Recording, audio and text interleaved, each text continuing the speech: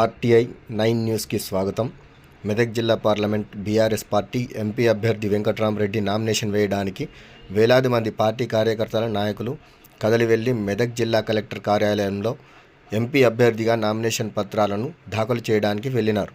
ఈ కార్యక్రమంలో తన్నీరు హరీష్ రావు, నర్సాపూర్ శాసనసభ్యురాలు వాకిటి సునీతా లక్ష్మారెడ్డి, పద్మా దేవేందర్ రెడ్డి పార్టీ కార్యకర్తలు పాల్గొన్నారు.